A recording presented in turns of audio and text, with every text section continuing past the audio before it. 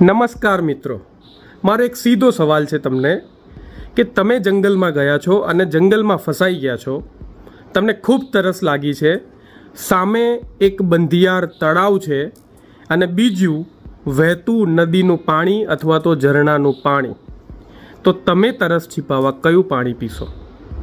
જો તમારો જવાબ છે એ બંધિયાર તળાવનું પાણી, તો આગળનો વિડીયો તમારા માટે નથી. પણ જો તમારો જવાબ છે વહેતું નદીનું પાણી, વહેતું ઝરણાનું પાણી, તો યાદ કરો આજે સવારે આપે કયું પાણી પીતું ઘરે? શું એ વહેતું નદી કે વહેતા ઝરણા જેવું હતું, કે શું ક્યાંક બંધિયાર પાણી હતું જે તમારા ઘર સુધી આવ્યું?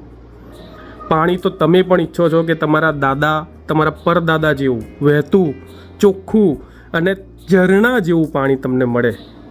પણ શું એવું પાણી આપને મળી શકે છે? નથી મળી શકતું. પણ હવે એક જાપાનીઝ ટેકનોલોજી આવી છે જેની મદદથી આ તળાવ જેવા બંધિયાર પાણીને તમે વહેતા ઝરણા જેવું બનાવી શકો છો. તો આ વિડીયો જેના માધ્યમથી આપના સુધી પહોંચ્યો છે એનો સંપર્ક કરો, એને પૂછો એવું તો શું છે કે તમારા ઘરમાં રહેલા માટલાના પાણીને વહેતા નદીના અને વહેતા ઝરણા જેવા પાણી જેવું બનાવી શકે છે. ચોક્કસ થોડી મિનિટોમાં તમને ખૂબ સરસ જાણકારી મળશે.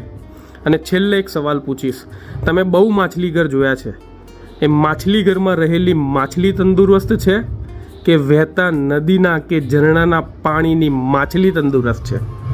જવાબ તમારે જ આપવાનો છે. Change your water, change your life. Thank you so much.